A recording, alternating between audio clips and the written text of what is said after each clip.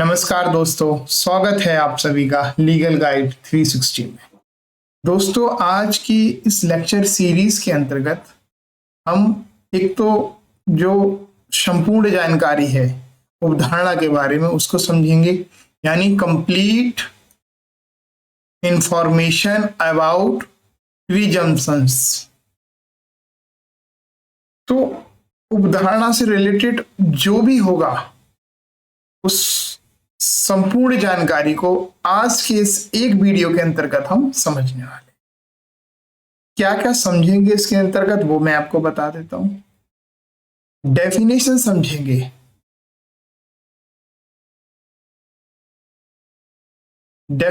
समझेंगे, किसकी? अवधारणा की, प्रिजम्पशंस की डेफिनेशन समझेंगे कि प्रिजम्पशन होता क्या है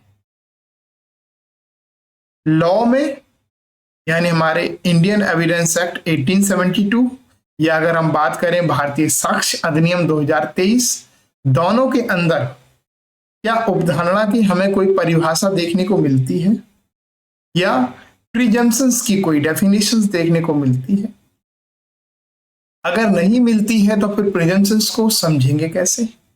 साथ ही मेरे दोस्तों हम ये भी समझेंगे कि प्रिजम्पशंस को यानी अवधारणा को कितने भागों में डिवाइड करा है इंडियन एविडेंस एक्ट के अकॉर्डिंग। क्या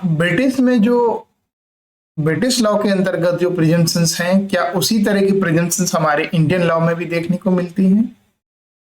साथ ही ये भी हम समझेंगे कि मेंस और प्री एग्जाम के पॉइंट ऑफ व्यू से, एग्जाम के परिप्रेक्ष्य से कहें, उसकी परीक्षा के परिप्रेक्ष्य से बात करें तो क्या क्या इंपॉर्टेंट है, उन सारी बातों को आज की इस लेक्चर सीरीज के अंतर्गत हम समझेंगे।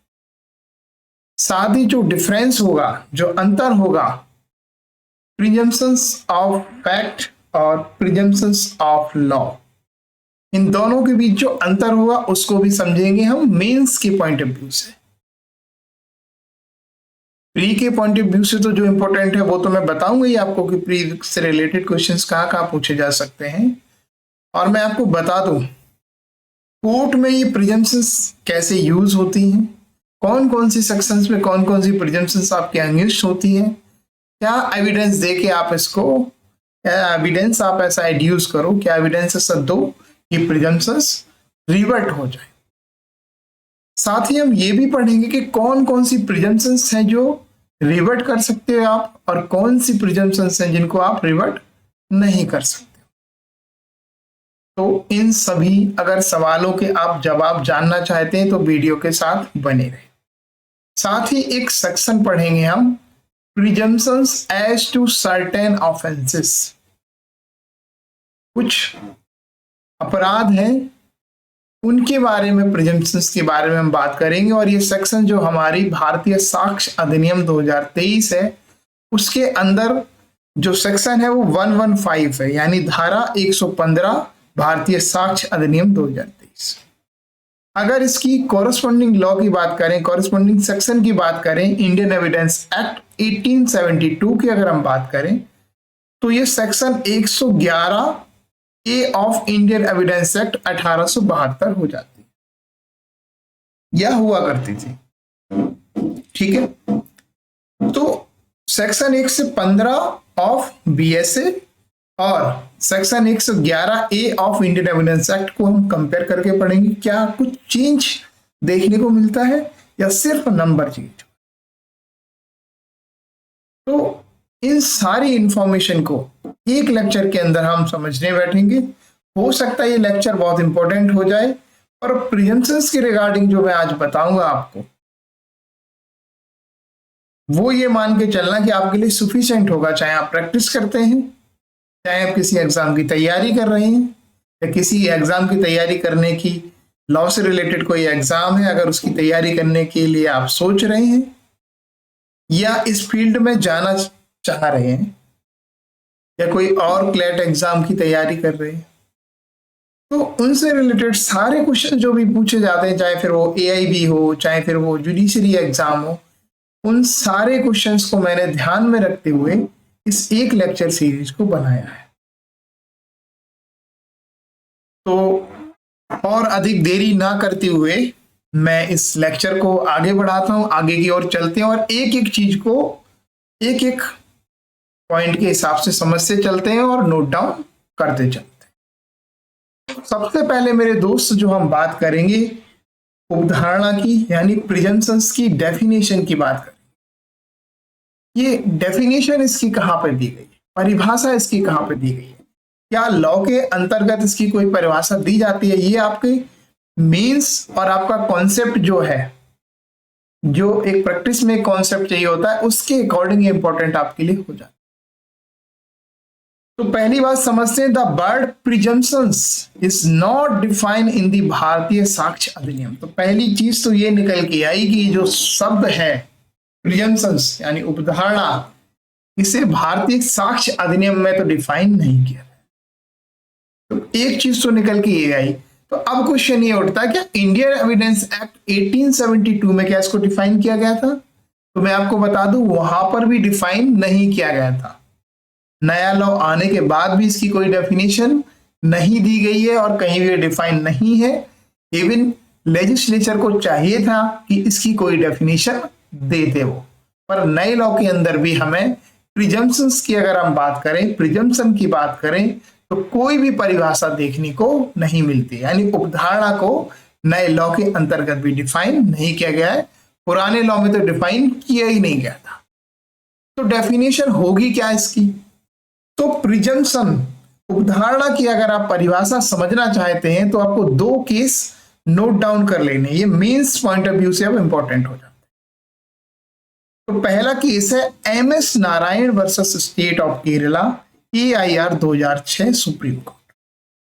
दूसरा केस जो है इन प्रताप सिंह वर्सेस शिवराम 2020 का ये केस है, सुप्रीम कोर्ट का ये भी केस है। अब इन केस को हम बताएं तो सुप्रीम कोर्ट ने MS Narayan versus state of Kerala में क्या डिसाइड किया वो मैं बता दूं। Supreme court held that presumption is any inference drawn from a proved fact. तो पहली चीज जो हमें सुप्रीम कोर्ट ने बताई वो ये कि उपधारणा जो होती है वो क्या होते हैं, निष्कर्ष होते हैं। कोई भी निष्कर्ष होते हैं और जिनको कहां से निकाला जाता है, साबित तथ्य से निकाला जाता है, प्रूफ फैक्ट से निकाला जाता है। तो पहली चीज निकल के आई, अगर प्रिजम्पशन को एक बार पूछता है तो एज पर judgment MS Narayan versus state of Kerala, presumptions क्या है, इन्फेरेंस है, निष्कर्ष है, जो कहा कैसे निकाले जाते हैं, प्रूफ फैक्ट से निकाले जाते हैं। एक चीज निकल के ये आई। दूसरी चीज जो हमें समझनी, it is a rule of law. ये क्या है, कानून का एक नियम है, विधि का एक नियम है, विच अलाउ, जो हमें परमिट करता है, अलाउ करता है the court to take inference by process of probable reasoning. किसको अलाउ करता है, कोर्ट को अलाउ करता है। ये एक नियम है और नियम किसका है, विधि का नियम है, जो कोर्ट को अलाउ करता है ऐसा कि वो निष्कर्ष बनाए या निष्कर्ष निकाले, किससे, प्रोबेबल रीजनिंग। और प्रोबेबल रीजनिंग आपको मैंने समझ लिया है कि प्रोबेबल रीजनिंग क्या होती है, प्रोबेबल रीजनिंग क्या होती है। मैं ऑलरेडी आपको पहले भी कई बार इस चीज के बारे में डिस्कशन कर चुका हूं कि प्रोबेबल मतलब होता है कि अच्छे खासे चांसेस इसमें, drawn from the fact judicially noticed by the court। अब कौन से फैक्ट से निकाले इसको, इन्फेरेंस प्रोबेबल रीजनिंग के, तो जो ऐसे फैक्ट, ऐसे तथ्य जो जुडिशियली नोटिस करे कोर्ट के द्वारा, या कोर्ट के द्वारा ऐसे फैक्ट एडमिट करे गए हो उनके सामने, या ऐसे फैक्ट जो कोर्ट के सामने लीगली प्रूव्ड किए गए हो। तीन बातें आपको याद रखनी। जुडिशियली नोटिस कोई ऐसे फैक्ट हैं, प्रोबेबल फैक्ट्स हैं, उनसे इंटरफेरेंस बना सकते हैं प्रिजम्पशंस के रिगार्डिंग। एडमिट कर कोर्ट के सामने कोई ऐसे कोई फैक्ट हुए हैं तो वो उनसे प्रिजम्पशंस बन सकती है, और legally proved to the satisfaction of the court, और उन्हें लीगली प्रूव कराया गया हो ऐसे फैक्ट को with the certification of court. जो सेटिस्फिकेशन है वो कोर्ट की होनी चाहिए। नेक्स्ट जो लाइन लिखी, it is not a piece of evidence. अभी डेफिनेशन से हट के अलग बात बता दी इन्होंने जजमेंट के अंतर्गत, it is not a piece of evidence. ये क्या है, अपने आप में कोई साक्ष्य नहीं है, but only absolve a party from proving any fact by giving.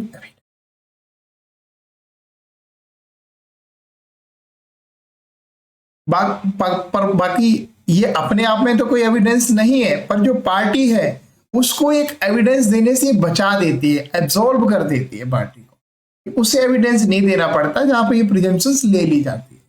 तो खुद में तो ये स्वयं में एविडेंस नहीं है, पर इतनी चीज कर देता है। तो MS Narayan versus state of Kerala की अगर बात करें, तो हम प्रिजम्पशंस की बात करें तो ये क्या इंटरफेरेंस है, इनफेरेंस है, सॉरी, निष्कर्ष है जो प्रूव्ड फैक्ट से निकाले जाते हैं, या जुडिशियली नोटिस कोई कोर्ट ने करा है कोई फैक्ट्स, उससे निकाले जाते हैं, और प्रूवेबल फैक्ट्स होते हैं जो रीजनिंग के फैक्ट होते हैं।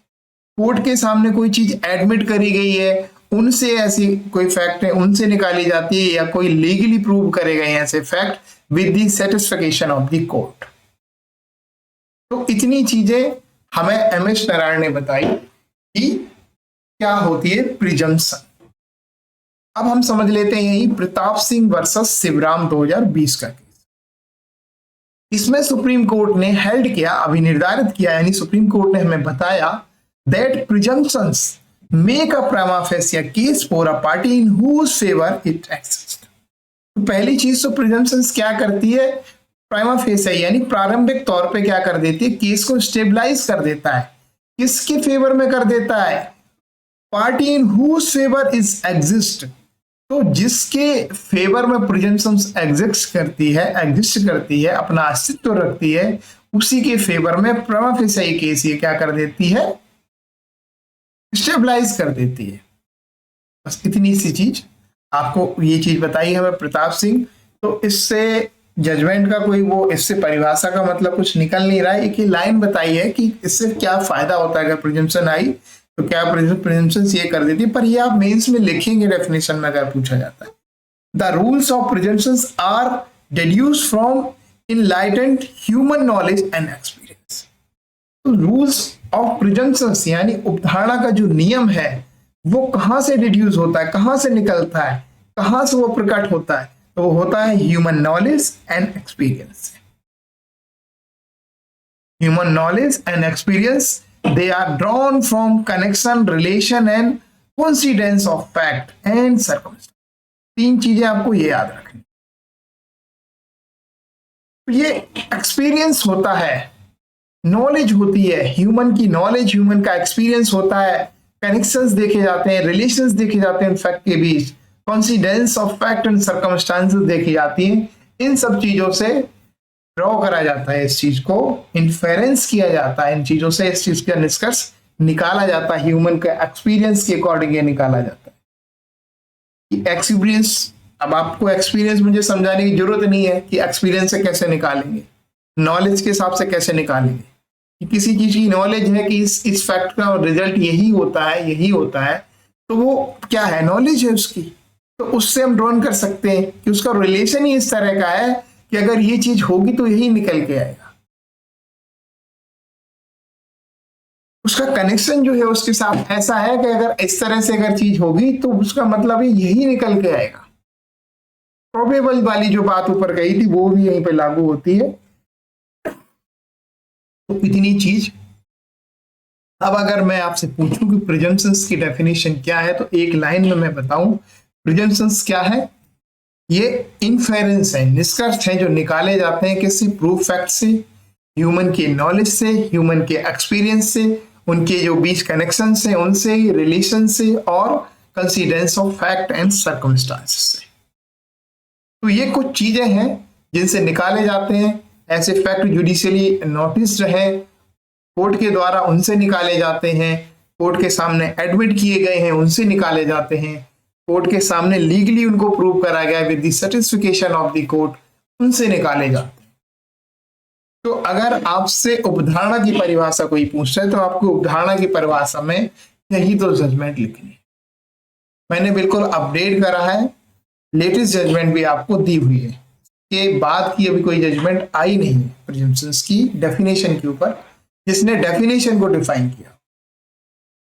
तो आई होप आपको एक मेंस के क्वेश्चन का आंसर तो यहां मिल गया।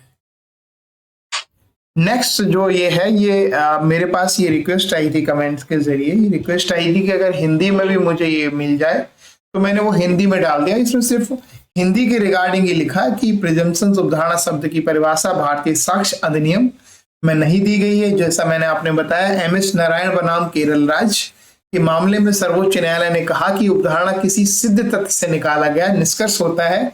यह एक कानूनी नियम, रूल ऑफ लॉ है, जो न्यायालय को यह अनुमति देता है कि वह उन तथ्यों से संभावनाओं के आधार पर निष्कर्ष निकाले जो न्यायालय द्वारा न्यायिक रूप से संज्ञान में लिए गए हैं, न्यायालय द्वारा स्वीकार किए गए हैं या कानूनी रूप से सिद्ध किए गए हैं।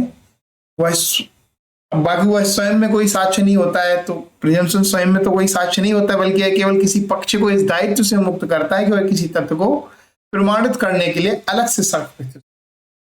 तो ये चीज मैंने ऑलरेडी आपको पढ़ा दी है, सिर्फ इसका हिंदी वर्जन दिया गया है, तो आप इसको देख लेंगे पीडीएफ में। बाकी ऐसा कुछ समझने की जरूरत नहीं, अदरवाइज ये रिपीटेशन हो जाएगा।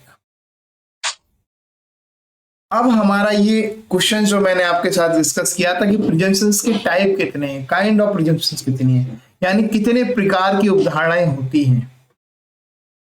तो आपको मैं बता दूं, प्रिजम्पशंस आर ऑफ 3 काइंड्स। तो जो उपधारणाएं होती हैं वो 3 प्रकार की होती हैं। प्रिजम्पशंस जो होती है 3 टाइप्स की होती है। पहली होती है प्रिजम्पशंस ऑफ फैक्ट, यानी तथ्य की उपधारणा।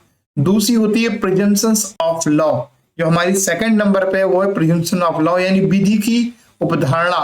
तीसरी जो है mix presumption of fact and law, यानी मिश्रित उपधारणा विधि और तथ्य की। तो ये 3 तरह की हमें उपधारणाएं देखने को मिलती हैं। अब इसमें जो इंपॉर्टेंट मैं बता दूं, हाउएवर, जबकि द भारतीय साक्ष्य Adhiniyam recognise only 2 type of presumptions. तो हमारा जो भारतीय साक्ष्य अधिनियम 2023 या इंडियन एविडेंस एक्ट 1872 जो प्रिजम्पशंस को रिकॉग्नाइज करता है, वो सिर्फ 2 तरह की रिकॉग्नाइज करता है, प्रिजम्पशन ऑफ फैक्ट और प्रिजम्पशंस ऑफ लॉ, यानी विधि की अवधारणा और तथ्य की अवधारणा। इन 2 प्रिजम्पशंस को ये रिकॉग्नाइज करता है। ठीक है। जो हमारी mix presumption of fact and law है, ये हमारे यूके और ब्रिटेन के जो लॉ है उसके अंतर्गत चलती है, पर हमारे लॉ में ये नहीं है, तो इस वजह से इंपॉर्टेंट भी नहीं है। पर आपकी एक जनरल नॉलेज के लिए मैंने आपको बता दी कि प्रिजम्पशंस जो है 3 टाइप की होती है, जिसमें से 2 टाइप की प्रिजम्पशंस हमारा जो इंडियन लॉ है, भारतीय साक्ष्य अधिनियम, और बात करें इंडियन एविडेंस एक्ट की भी, जो रिकॉग्नाइज करते हैं वो 2 टाइप के ही करते हैं, इसके अलावा नहीं करते। Furthermore, such presumptions may either be rebutable and irrefutable. साथ ही मैंने आगे आपको ये भी समझा दिया कि जो प्रिजम्पशंस हैं, जो 2 तरह की प्रिजम्पशन मैंने बताई, ये रेबुटेबल भी होती हैं, इरेबुटेबल भी होती है। तो एक क्वेश्चन का जवाब आपको ये मिल गया कि प्रिजम्पशंस रेबुटेबल होती हैं या इरेबुटेबल होती है, तो आपको बता दूं आइदर रेबुटेबल और आइदर इरेबुटेबल्स। अब इनमें भी आगे और टाइप्स होंगे, उनको भी हम समझ लेते हैं। एग्जाम्पल जहां मुझे समझाने की आवश्यकता होगी मैं आपको समझाऊंगा। ये तो एक सिंपल सा है कि प्रिजम्पशंस होती क्या, वो मैंने आपको बता दी। प्रिजम्पशंस के टाइप क्या है, अब वो बता रहा हूं आपको। प्रिजम्पशंस हमारे नए लॉ में कहां डिफाइन है, ये आपके लिए प्री के लिए इंपॉर्टेंट हो जाता है। ये प्री के लिए आपके लिए इंपॉर्टेंट होता है। तो प्रिजम्पशंस हमारी जो नए लॉ में डिफाइन है, मे प्रिज्यूम, शैल प्रिज्यूम और कंक्लूसिव प्रूफ। 3 तरह की प्रिजम्पशंस कोर्ट लेता है, या तो मे प्रिज्यूम करेगा, या शैल प्रिज्यूम करेगा, या कंक्लूसिव प्रूफ। मे प्रिज्यूम के लिए भी मैंने आपको बता दिया है कि क्या होता है, शैल प्रिज्यूम के लिए भी मैंने आपको बता दिया है कि क्या होता है, और कंक्लूसिव प्रूफ की भी मैंने डेफिनेशन ऑलरेडी आपको बताई हुई, तो मैं यहां रिपीटेशन नहीं करूंगा। जनरल नॉलेज के लिए इतना बता देता हूँ, एक बार कंक्लूसिव प्रूफ की प्रिजम्पशन किसी के ऊपर आ गई, फिर आपको कोर्ट ने एक बार अगर उसको मान लिया कि कंक्लूसिव प्रूफ है इसका, उसने प्रिज्यूम कर लिया, देन आपको कोई और एविडेंस नहीं देने दिया जाएगा, कोई भी एविडेंस एड्यूस नहीं करने दिया जाएगा। हालांकि वो चीज अलग है, मैं अभी आगे बताऊंगा कि कोई ऐसी डिग्री है जो फ्रॉड या किसी और तरीके से ली गई है, ऐसी कुछ और सिचुएशन है, तो उन सिचुएशन में आप कंक्लूसिव प्रूफ के अंतर्गत भी आप एविडेंस देके उसको इरिबुटेबल कर सकते हो उस प्रिजम्पशन। आप इसके लिए मेरे वीडियो पे जाएंगे और इजिली आपको ये तीनों बड़ा डिटेल में मैंने पढ़ाए हुए हैं, तो वहां पे आप समझ लेंगे। मैं यहाँ पे एक ही चीज अगर डिस्कस करूंगा ना तो ये वीडियो इतना लंबा हो जाएगा कि आप खुद ही नहीं समझ पाएंगे। तो ये चीज आपको याद रखनी है कि प्रिजम्पशन जो हमारी है, मे प्रिज्यूम, शैल प्रिज्यूम, कंक्लूसिव प्रूफ, जो हमारे भारतीय साक्ष्य अधिनियम 2023 में सेक्शन 2 सबसेक्शन 1 का क्लॉज बी, एच और एल के अंदर डिफाइन है, जबकि इंडियन एविडेंस एक्ट में सेक्शन 4 के अंतर्गत इनको डिफाइन किया गया था। Of the Adhiniyam deal with this kind of presumption which are discuss as under. अब ये इसी का हिंदी वर्जन लिया हुआ है मैंने हिंदी के लिए, कि अवधारणाएं 3 प्रकार की होती हैं जो मैंने ऑलरेडी बता दी है आपको। भारतीय साक्ष्य अधिनियम केवल तथ्य की अवधारणा और विधि की अवधारणा को ही मान्यता देता है। इसके अलावा ऐसी अवधारणाएं या तो खंडनीय हो सकती हैं या खंडनीय हो सकती है, यानी इरेबुटेबल हो सकती है, इरेबुटेबल हो सकती है। धारा 2 सबसेक्शन 1 का क्लॉज बी, एच और एल, और इसके जो अगर बात करें इंडियन एविडेंस एक्ट जो मैंने रेड से किया है, वो इंडियन एविडेंस एक्ट यानी पुराने लॉ की ये सेक्शन है से संबंधित नीचे विस्तार से बताया गया। अब इससे आगे का हम समझ लेते हैं। तो हमने ये भी समझ लिया कि प्रिजम्पशंस कितने टाइप कितने हैं। अब प्रिजम्पशंस के टाइप समझ लिए तो आप समझते हैं कि प्रिजम्पशन ऑफ फैक्ट क्या होती है। टाइप समझ लिए, अब प्रिजम्पशन ऑफ फैक्ट क्या होती है। तो प्रिजम्पशन ऑफ फैक्ट यानी तथ्य की अवधारणा जो जुड़ी हुई है और डायरेक्ट किससे जुड़ी है, 2 सबसेक्शन 1 का क्लॉज एच से जुड़ी हुई है। तो इसको हमें एच से जोड़ के पढ़ना है, यानी मे प्रिज्यूम से जोड़ के पढ़ना है। तो प्रिजम्पशन ऑफ फैक्ट क्या होती है? प्रिजम्पशन ऑफ फैक्ट यानी तथ्य की अवधारणा और प्रिजम्पशन होमिनिस। तो मैं आपको बता दूं, प्री के लिए एक इंपॉर्टेंट क्वेश्चन ये भी हो जाता है, कई एग्जाम्स में पूछा गया कि presumption of hominis, presumption hominis किसका नाम है, दूसरा नाम है। तो ये प्रिजम्पशन ऑफ फैक्ट का नाम है। प्रिजम्पशन होमिनिस अगर कहीं लिखा है, लैटिन वर्ड है ये होमिनिस, अगर ये लिखा हुआ है तो इट मींस तथ्य की अवधारणा की बात की जा रही है। तो एक तरह से प्रिजम्पशन ऑफ फैक्ट का ही दूसरा नाम प्रिजम्पशन होमिनिस है। तो ये प्री के पॉइंट ऑफ व्यू से इंपॉर्टेंट हो जाता है, तो ये आपको याद रखना। Is based on human logic, relation of thing. तो किस पे बेस्ड होती है तथ्य अवधारणा? ह्यूमन के लॉजिक के बेस पे। रिलेशन ऑफ थिंग, उन वस्तुएं उनके बीच में रिलेशन क्या है, तथ्यों के बीच रिलेशन क्या है। एंड लॉ ऑफ नेचर, जो नेचर के नियम हैं उनके ऊपर ये प्रिजम्पशंस आधारित होती हैं, उनके ऊपर ये बेस्ड होती है। आई होप ये चीज आपको समझ आई होगी।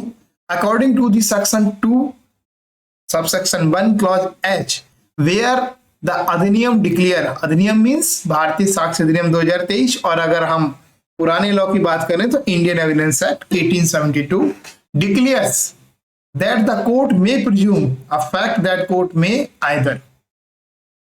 तो जहां पे कोर्ट में प्रिज्यूम कर रहा है किसी फैक्ट के बारे में, किसी तथ्य के बारे में, द कोर्ट में, अब कोर्ट के पास क्या ऑप्शन होता है, presume that fact and regard it is prove unless and until it is disprove.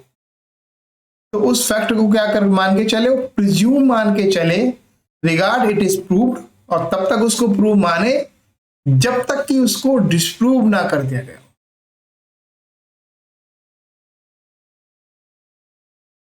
ठीक है,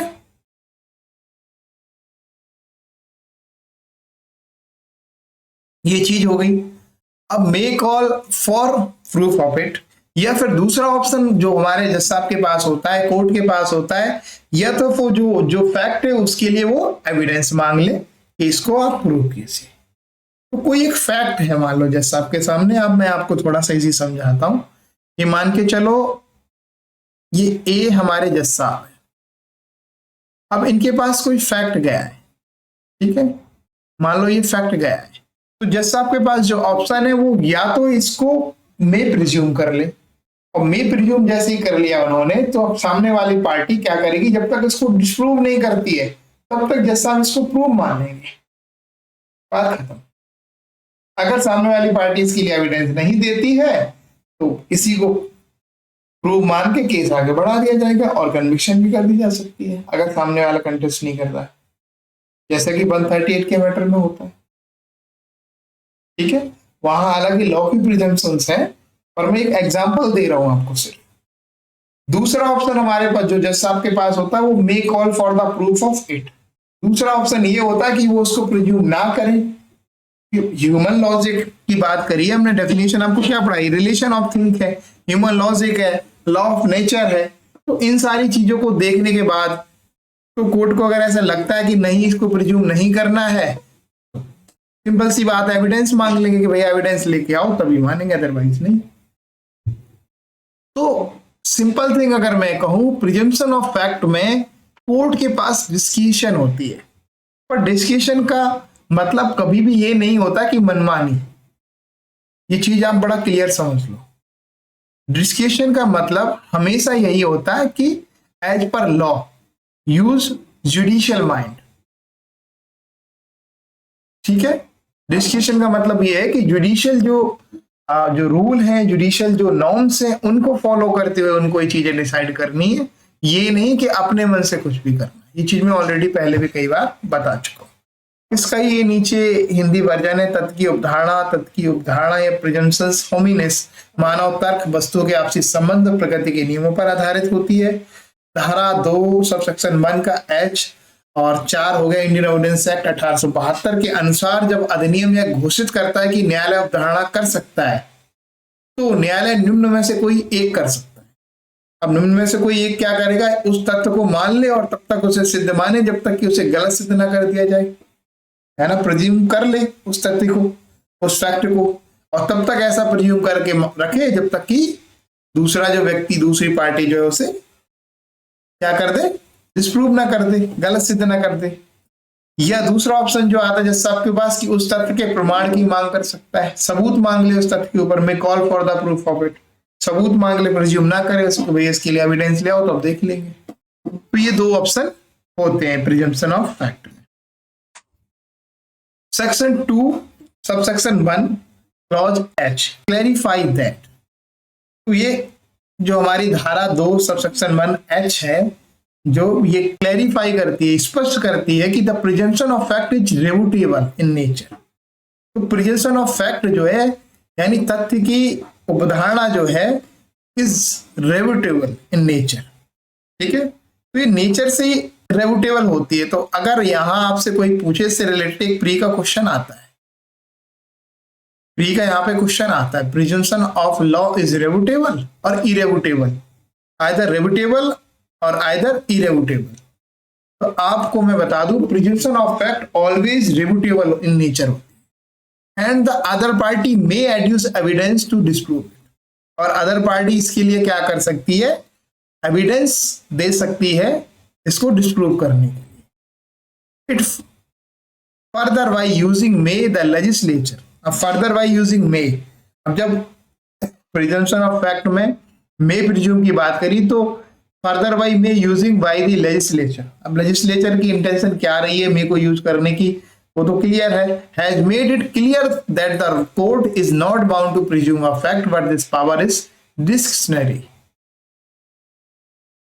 तो मे जो शब्द है, मे शब्द का उपयोग करके ही हमारी जो लेजिस्लेचर है, जो विधायिका है, उसने बड़ा क्लियर इंटेंशन यहां पे दिखा दिया और उसने कोर्ट के लिए एक रूम छोड़ दिया खाली, एक तरह से डिस्कशन पावर उसके लिए छोड़ दिए कि वो कोई बाउंड नहीं है इसके लिए।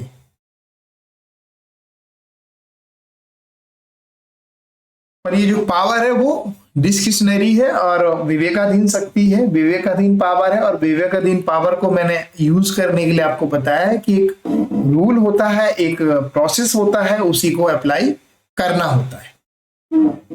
ठीक है, if the court finds that it is a fit case for raising presumptions, अगर कोर्ट ऐसा पाता है, उसे ऐसा लगता है कि ये जो केस जो है मेरे सामने आया है, जो ये फैक्ट हैं जो मेरे पास सामने आए हैं, ये फिट केस है प्रिजम्पशंस के लिए, such fact stand prove unless and until they are disprove by other.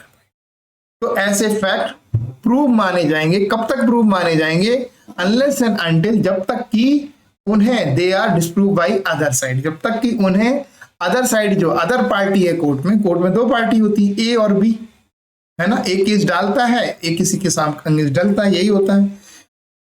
तो जिसके फेवर में प्रिजम्पशंस ली है तो सामने वाला अगर एविडेंस दे देता है और जब तक वो डिस्प्रूव नहीं करता है तब तक जिसके फेवर में प्रिजम्पशंस ली है उसके फेवर में रहती है। सामने वाला एविडेंस दे देता है और अगर वो डिस्प्रूव करने में सक्सेस हो जाता है तो वो प्रिजम्पशंस रेबुटेबल हो जाती है, रिवर्ट हो जाती है। In case the court refused to exercise the discretion to presume a fact, it will call upon the parties to prove this fact. अगर कोर्ट ने रिफ्यूज कर दी है किसी फैक्ट की ऊपर अपनी डिस्कशन को प्रिज्यूम करने की किसी फैक्ट के ऊपर, तो जो पार्टी है उसे जो फैक्ट है वो एविडेंस के द्वारा ही प्रूव करना होगा। सेक्शन जैसे 92 और 90 एग्जांपल मैंने दिया है। 92 आपका हो गया नए लॉ का यानी भारतीय साक्ष्य अधिनियम 2023 और 90 हो गया पुराने लॉ का यानी इसकी कॉरेस्पॉन्डिंग जो सेक्शन है इंडियन एविडेंस एक्ट में 90। Presumptions as to document 30 years old. अब ये सेक्शन जो 92 भारतीय साक्ष्य अधिनियम की है और इसकी कॉरेस्पॉन्डिंग सेक्शन 90 जो है ये प्रिजम्पशंस की बात करते हैं और कौन सी प्रिजम्पशंस की कोई डॉक्यूमेंट हो जो 30 साल पुराना हो। अब इसमें जो प्रिजम्पशन है मे प्रिजम्पशंस की बात करेगी, कोर्ट मे प्रिज्यूम करेगा, तो ये प्रिजम्पशन ऑफ फैक्ट है। अब मे प्रिज्यूम लिखा है तो यहाँ लेजिस्लेशन ने क्लियर इंटेंशन कर दी है विधायिका की, बड़ा क्लियर यहाँ पे वो है क्या कहेंगे मेंसरिया कह सकते हैं, इंटेंशन बड़ा क्लियर है कि वो डिस्कशन पावर दी है। कोर्ट को अगर सही लगता है तो बोले, ह्यूमन नेचर देखें, रिलेशंस देखें उनके बीच, एक्सपीरियंस देखें सारी चीजों का, और जो मैंने और तर्क बताए थे वो सारी चीजों को डेफिनेशन के अकॉर्डिंग उन सब चीजों को देखने के बाद अगर कोर्ट को लगता है तो वो प्रिज्यूम करे। और एक बार कोर्ट ने प्रिज्यूम कर लिया, अगर मैं प्रिज्यूम कर लिया तो जिसके फेवर में करा तो प्रिज्यूम्पशन उसके फेवर में ही है जब तक कि सामने वाली पार्टी इसको डिस्प्रूव नहीं करती। तो ये चीज समझने वाली थी। धारा 2 सबसेक्शन 1H ये इसका हिंदी का वर्जन है, आप इसको पढ़ लेना। यह स्पष्ट करती है कि तथ्य की अवधारणा खंडनीय होती है और दूसरा पक्ष इसे गलत सिद्ध करने के लिए साक्ष्य प्रस्तुत कर सकता है। इसके अलावा मे शब्द का प्रयोग करके विधानमंडल ने यानी विधायिका ने स्पष्ट कर दिया है कि न्यायालय किसी तथ्य की अवधारणा करने के लिए बाध्य नहीं है, यह एक विवेकाधीन शक्ति है। यदि न्यायालय यह पाता है कि यह अवधारणा उठाने का उपयुक्त मामला है तो ऐसे तथ्य तब तक सिद्ध माने जाएंगे जब तक कि उन्हें दूसरी ओर से गलत सिद्ध न कर दिया जाए। यदि न्यायालय इस विवेकाधिकार का प्रयोग करने से इनकार करता है तो वह पक्षकारों से उन तथ्य को साक्ष्य के माध्यम से सिद्ध करने के लिए कहेगा। जैसे धारा 92 और कॉरेस्पॉन्डिंग जो इसके सेक्शन है 90, 30 वर्ष पुराने दस्तावेजों के संबंध में अवधारणा। तो यहाँ पे मे वर्ड यूज हुआ था तो मैंने आपको समझा दिया। मान लो कोई ऐसा एक डॉक्यूमेंट जो 30 साल पुराना है, कोर्ट में इसको पार्टी ने पेश करा है, ए पार्टी ने, ठीक है, ए और बी दो पार्टी है, ए ने 30 साल पुराना कोई डॉक्यूमेंट करा है। अब यहाँ पे कोर्ट के पास क्या दो ऑप्शन है, तो वो इसको प्रूफ मान ले, दूसरा ये कि इसके लिए एविडेंस मंगा ले, क्योंकि मे के वाले ऑप्शन में तो जैसा आपके पास है वो अपनी रीजनिंग यूज करे, ह्यूमन एक्सपीरियंस जो है, रिलेशन ऑन थिंक जो उनके बीच में है, इन सारी चीजों को देखने के बाद जुडिशियल नोटिस वाला कोई है या कोर्ट के सामने वो रखे गए हैं, उन सारी चीजों को ध्यान में रखते हुए अगर जैसा आपको ऐसा लगता है तो मैं प्रिज्यूम कर लेंगे या फिर उसके लिए एविडेंस मांग सकते। अगर प्रिज्यूम कर लिया तो ये बी पार्टी है, इसको फिर एविडेंस देना पड़ेगा इसको डिस्प्रूव करने के लिए। अगर ये डिस्प्रूव नहीं करता तो प्रिजम्पशंस आपकी रिवर्ट नहीं हुई है। तो ये एक एग्जांपल था प्रिजम्पशन ऑफ फैक्ट का। अब 4 एग्जांपल और एक एग्जांपल मैं आपको दे दूं। प्रिजम्पशन रेज अंडर सेक्शन 119 जो हमारा भारतीय साक्ष्य अधिनियम 2023 है और उसकी जो corresponding section 114 Indian Evidence act है, कोर्ट में presume existence of certain fact. तो ये क्या कहती है, कोर्ट में presume existence of certain fact of भारतीय साक्ष्य अधिनियम is presumption of fact the court may presume the existence of any fact which is seems likely to have happened regard being had to the common course of natural events, human conduct and public and private business। तो कुछ fact है उन पे court क्या उनकी existence के ऊपर, कुछ जो तथ्य हैं उनके अस्तित्व के ऊपर कोर्ट क्या कर सकता है, अवधारणा अपना कर सकता है। भारतीय साक्ष्य अधिनियम की जो सेक्शन 119 है और जो इंडियन एविडेंस एक्ट 1872 की जो सेक्शन 114 थी उसके अकॉर्डिंग देखें कि which things likely to have happened क्या है regard being had to the common course of natural events. तो जो वो फैक्ट उसके सामने है कि वो common course of natural events में थी। मतलब एक एग्जांपल अगर मैं दूं, common course of natural events क्या है, जैसे किसी नदी का पानी का बहना common course of natural events है, या कोई जो रोजमर्रा में कोई काम करता है उसका एक प्रोसेस हो गया common course of natural events है कि अगर ऐसे वो काम कर रहा है तो यही चीज होगी। ह्यूमन का कंडक्ट, एक ह्यूमन का नेचर है वो कैसा है, ह्यूमन का कंडक्ट कैसा है, पब्लिक एंड प्राइवेट बिजनेस उनके रिजल्ट, उन सारी चीजों को देखने के बाद, उनके बीच के रिलेशंस को देखने के बाद जो भी कोर्ट को लगता है कोर्ट में presume a fact are given under sections. अब मैंने कुछ आपको दे दिया कि कहाँ कहाँ पे मे प्रिजम्पशंस है, तो प्री के लिए इंपॉर्टेंट हो जाता है। इससे रिलेटेड एग्जाम आपसे पूछा जा सकता है। तो 88 है, इसमें मे प्रिज्यूम है, presumption as to certified copy of foreign judicial record.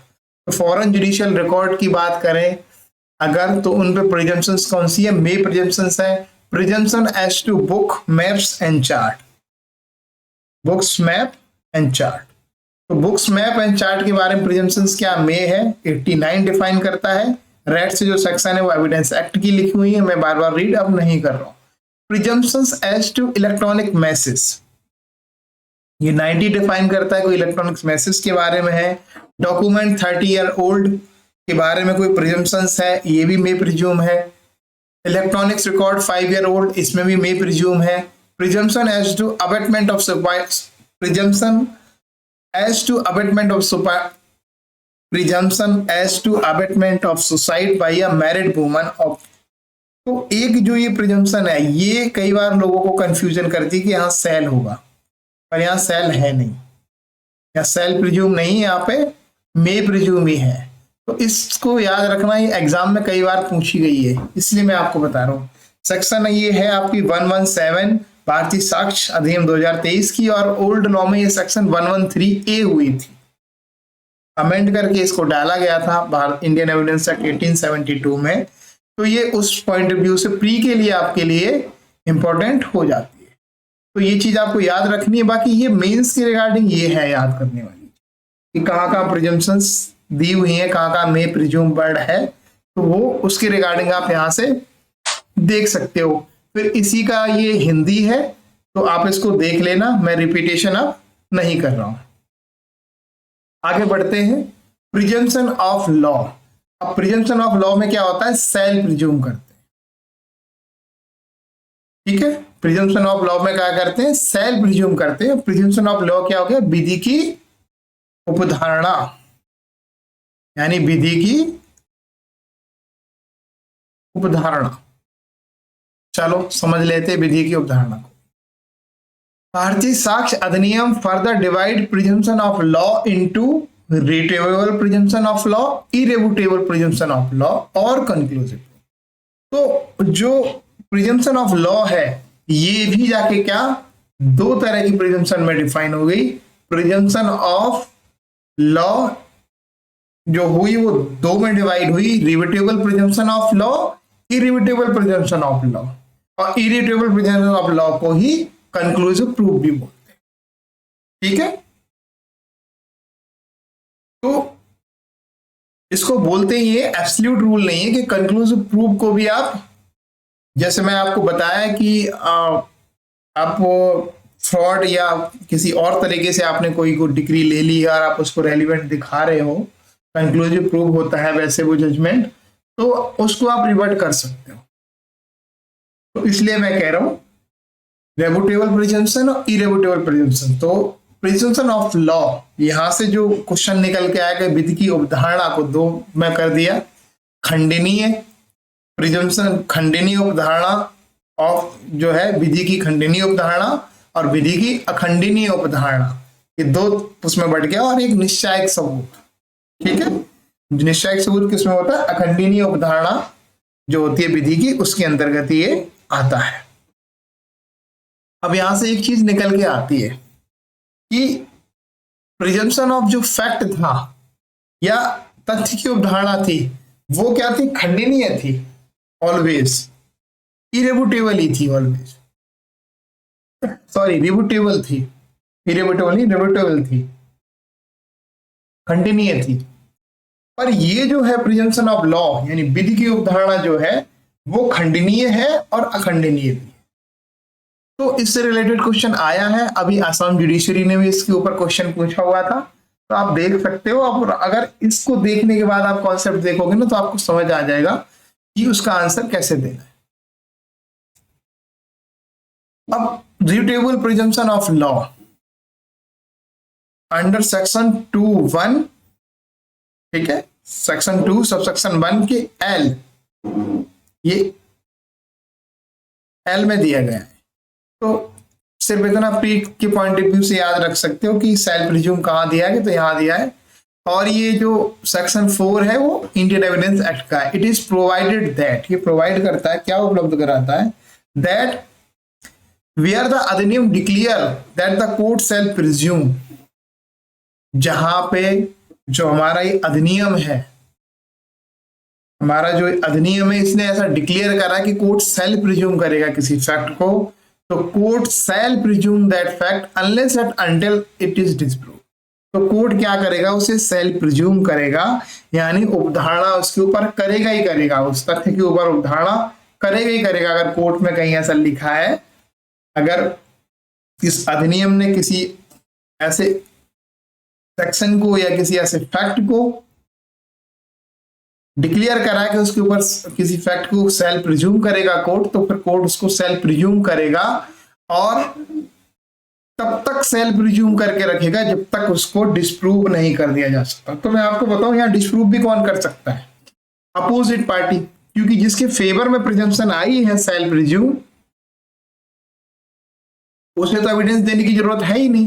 तो एविडेंस देने की जरूरत किसको पड़ेगी? अपोजिट पार्टी को। तो अपोजिट पार्टी जब तक इस चीज को एविडेंस देके या किसी ओरल एविडेंस से करे, चाहे डॉक्यूमेंट्री एविडेंस से करे, किसी भी तरीके से जब तक इसको डिस्प्रूव नहीं कर देता है, डिस्प्रूव नहीं कर देता है, असिद्ध नहीं कर देता है इसको, तब तक कोर्ट उसको प्रिज्यूम, सेल्फ प्रिज्यूम मान के चलेगी। तो ये रिफ्यूटेबल प्रिजम्पशन ऑफ लॉ, ठीक है, रिफ्यूटेबल है क्योंकि एविडेंस देके आप इसको रिवर्ट कर सकते हो, तो इसलिए रिफ्यूटेबल प्रिजम्पशन ऑफ लॉ, यानी अखंडनीय जो है विधि की उपधारणा। 10 सबके बावजूद भी by using the word shall no room for discretion is left to the court। तो ये एक डिफरेंस भी पूछा जाता है ना, तो डिफरेंस भी एक निकल के आता है यहां से कि जो वर्ड सेल यूज किया गया है ना सेल्फ प्रिज्यूम में, तो सेल वर्ड से ही ये निकल के आ गया कि कोर्ट के पास यहाँ डिस्क्रिप्शन नहीं उस फैक्ट के ऊपर वो प्रिज्यूम करे या ना करे। अब मैं आपको थोड़ा सा अंतर दोनों में दिखाता, जहां मे प्रिज्यूम और डिस्क्रिप्शन है जैसा आप करें या ना करें, पर जहां सेल लिखा है ना वहां जैसा आप कोई ह्यूमन लॉजिक और कोई एक्सपीरियंस नहीं देखेंगे। किसी सेक्शन के अंदर लिखा है कि इस फैक्ट के ऊपर आप सेल्फ प्रिज्यूम करोगे तो करना ही है, बात खत्म। वो बात अलग है कि सामने वाला एविडेंस देके इसको रिवर्ट करा दे, रिबूट कर दे, वो चीज अलग है। पर इसमें डिस्कशन नहीं है, आपकी कोई जज आपकी विवेकाधीन शक्ति नहीं है, कोई भी कोर्ट की विवेकाधीन शक्ति नहीं है, and it is mandatory for it to raise such presumption unless it is disproved by the other party. तो ये चीज मैं ऑलरेडी आपको बता चुका हूं।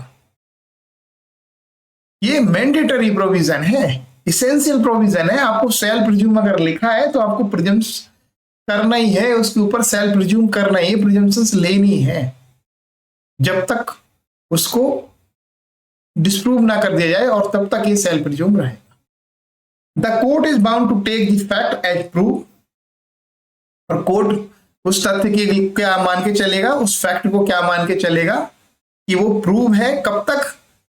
Until evidence is adduced to disprove, तब तक जब तक कि उसको डिस्प्रूव के लिए कोई एविडेंस दे दिया गया। The party interested in disproving the fact must produce the evidence। तो जो पार्टी इंटरेस्टेड होगी इस फैक्ट को डिस्प्रूव करने के लिए वो क्या करेगी, एविडेंस प्रोड्यूस करेगी इसके।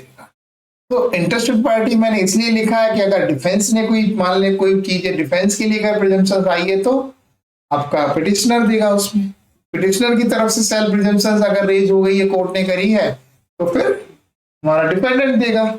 सेम ऐसे ही स्टेट में एक्यूज हो गया। तो ये कुछ इंपॉर्टेंट चीजें थी आपको जो समझनी थी ये प्रिजम्पशन ऑफ लॉ के ऊपर।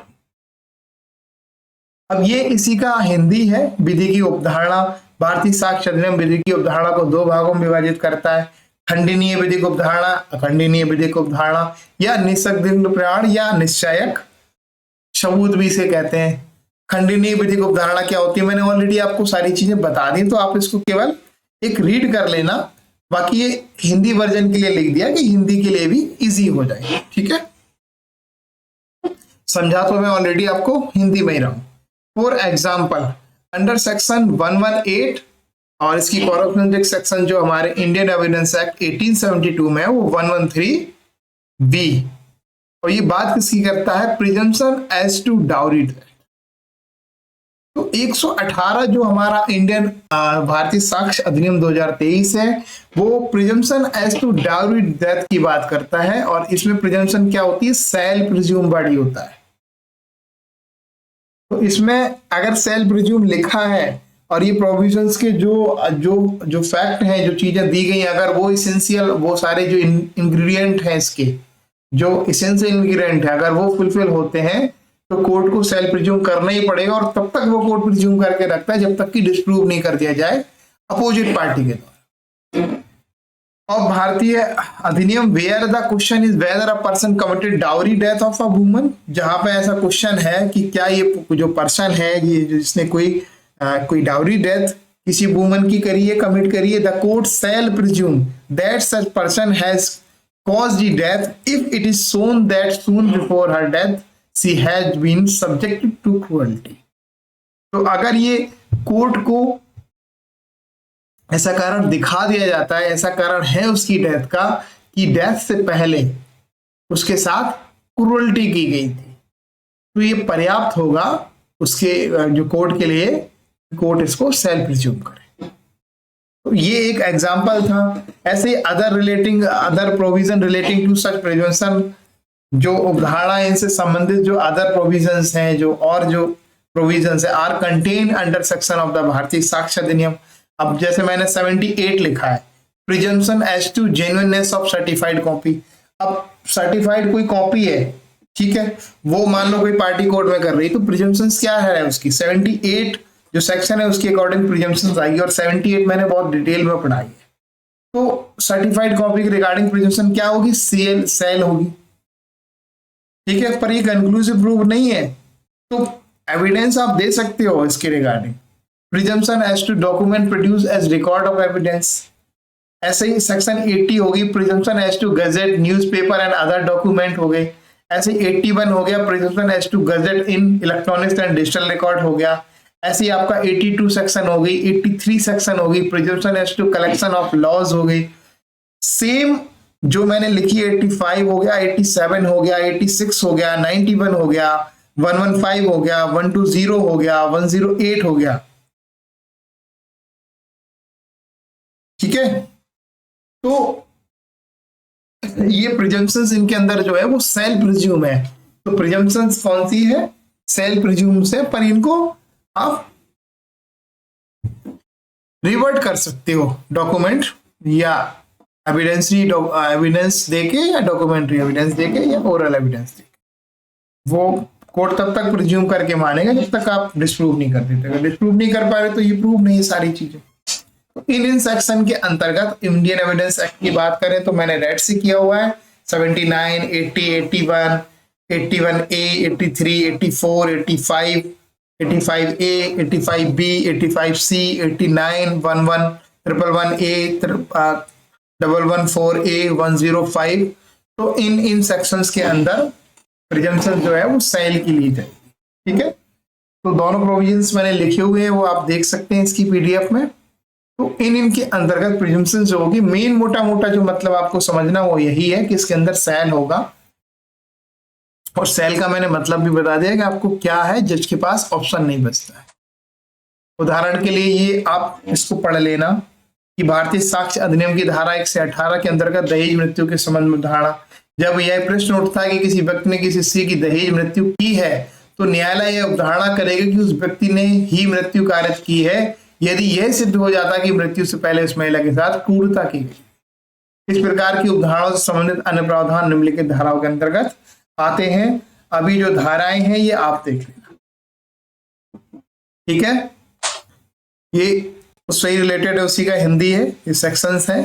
दोनों ग्रीन में जो है वो नए लॉ की हैं और रेड में है जो वो पुराने लॉ के हैं, इंडियन एविडेंस एक्ट 1872 की है। अब इरेवुटेबल प्रिजम्पशन ऑफ लॉ और कंक्लूसिव प्रूफ। तो रेवुटेबल प्रिजम्पशन ऑफ लॉ तो आपने देख लिया, यानी खंडनीय उपधारणा जो विधि की थी वो तो देख ली। अब अखंडनीय उपधारणा देख लो विधि की, और निश्चायक सबूत देख लो। अकॉर्डिंग टू सेक्शंस 2(1) तो आपको कंक्लूसिव प्रूफ की वो देखनी हो डेफिनेशन, तो कहां मिलेगी? सेक्शन 2 सबसेक्शन 1 का क्लॉज बी के अंदर आपको देखने को मिलेगी, और पुराने लॉ में सेक्शन 4 में थी, इंडियन एविडेंस एक्ट में। वेयर द भारतीय साक्ष्य Adhiniyam declares any fact to be conclusive proof of other, जहां पे भारतीय साक्ष्य अधिनियम ने डिक्लेयर करा, इंडियन एविडेंस एक्ट ने डिक्लेयर करा कि कोई फैक्ट जो क्या होगा, कंक्लूसिव प्रूफ होगा अदर के लिए। The court shall on the proof of such fact regard the other fact as proved and the other party will not be allowed to disprove such fact। अब यहां पे कहा कि ये कोई फैक्ट है, आप ऐसे समझो वो प्रूव्ड है, ठीक है। वो क्या है? कंक्लूसिव प्रूफ है दूसरे फैक्ट का लिए। तो ऐसी सिचुएशन में अब उस पार्टी को अलाउ नहीं करा जाएगा जो मे प्रिज्यूम और सेल प्रिज्यूम में किया जा रहा था, कंक्लूसिव प्रूफ के मामले में नहीं किया जाएगा। हालांकि इसके कुछ अपवाद हैं, वो मैं आपको बता दूंगा अभी आगे, कि जैसे कुछ अपवाद हैं उनके अंतर्गत पार्टी अपने एविडेंस भी देती है और इसको रिवर्ट भी कराती है, ठीक है। तो वो कुछ अपवाद हैं, बाकी ये इरेवुटेबल ही होती है ऑलवेज। तो इसमें मैं आपको समझाने वाली एक एग्जांपल से जैसे बताऊं आपको, कि मान के चलो किसी की शादी के लेके क्वेश्चन है कि इसकी शादी कब हुई थी। अब वो शादी के लिए उसने क्या करा, एक जो हमारा जो रजिस्ट्रेशन मैरिज सर्टिफिकेट है वो उसने लगाया कोर्ट में और बताया कि सर ये रजिस्ट्रेशन सर्टिफिकेट है और इस केस में ये डेट है, मेरी शादी इसलिए हुई है।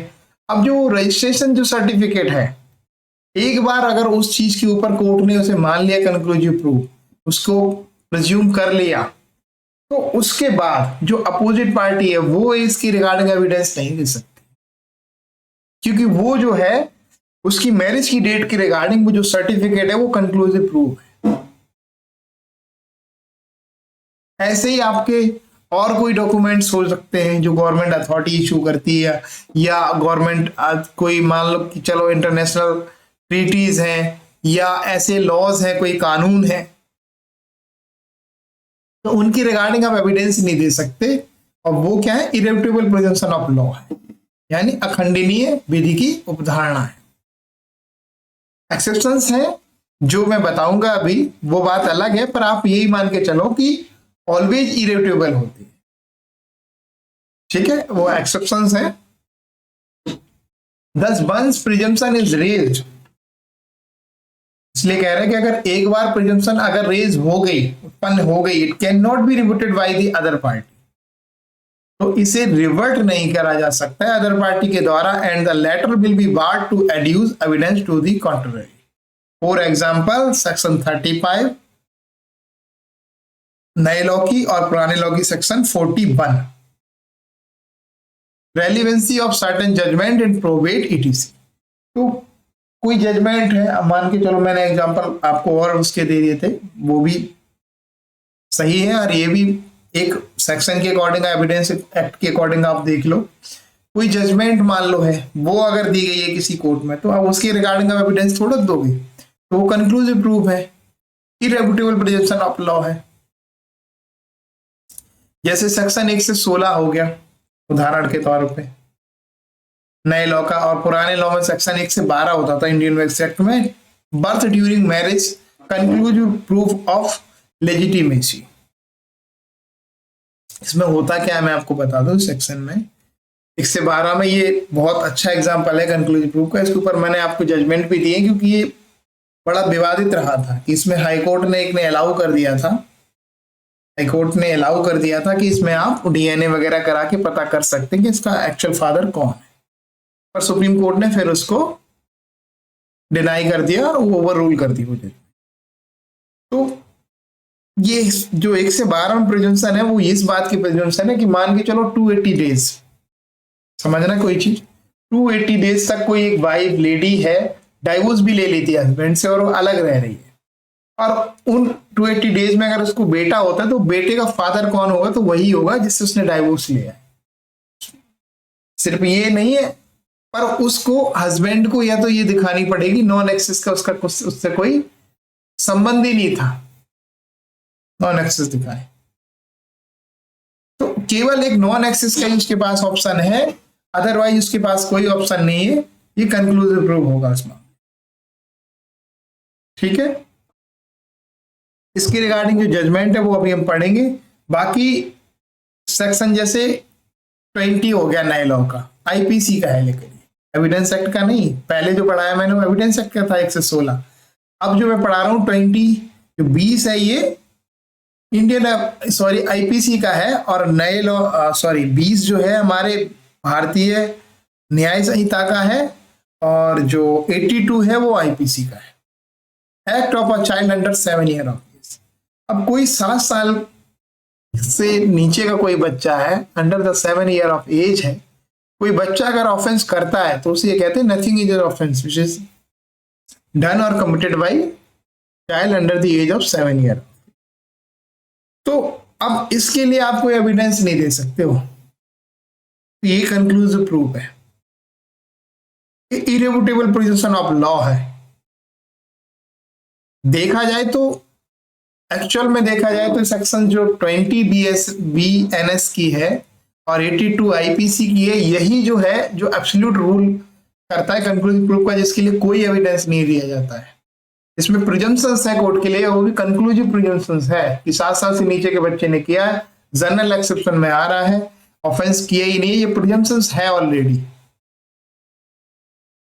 तो ये 3 एग्जाम्पल जो मैंने आपको बताई वो आपको याद रखनी है। ये कंक्लूसिव प्रूफ 35 नए लॉ का और 1 से 16 एविडेंस जो भारतीय साक्ष्य अधिनियम नए लॉ का, और 20 आपका बीएनएस का भारतीय न्याय संहिता का, और 41 हो गया आपके ओल्ड लॉ का यानी इंडियन एविडेंस एक्ट 1872, और 1 से 12 इंडियन एविडेंस एक्ट 1872, और 82 हो गया आईपीसी का। तो irrebuttable presumption of law I hope आपको समझ में आई होगी। बाकी ये नीचे जो लिखा हुआ है ये इसका हिंदी है, तो आप इसको देख लेंगे, ऑलरेडी वीडियो बहुत लंबा हो रहा है। Supreme court in Somvati versus state of Punjab AIR 1963। अब इस जजमेंट के अंतर्गत सुप्रीम कोर्ट ने क्लैरिफिकेशन दिया किसके बारे में, कंक्लूसिव प्रूफ और कंक्लूसिव एविडेंस, कि क्या अंतर है क्या इन दोनों के बीच में, क्या यह सेम ही है। तो कंक्लूसिव प्रूफ और conclusive evidence, the aim of both the expression is to bring finality to the establishment of the existence of a fact from the proof of another। तो इनका जो पर्पज है वो क्या है, फाइनलिटी को लाना, stabilisation of existence of fact को स्थापित करना है, for the proof of another. ठीक है, for example if any child is born within 28 days. अब इसको समझो, after dissolution of marriage between man and wife remained unmarried, जो लेडी है वो अनमैरिड है, अभी भी शादी हो गई है, dissolution of marriage हो गया, it will be conclusive proof of that the child is legitimate son of the man unless non-access is shown।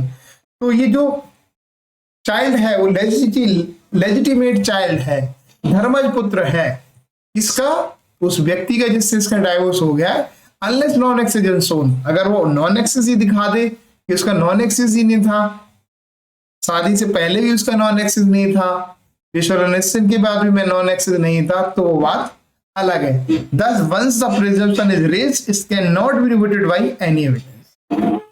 अब ये चीज निकल के आई कि एक बार अगर प्रिजम्पशन रेज हो गई, एक बार प्रिजम्पशन उत्पन्न हो गई कंक्लूसिव प्रूफ की, तो फिर इसे रिवर्टेड नहीं किया जा सकता किसी भी एविडेंस से।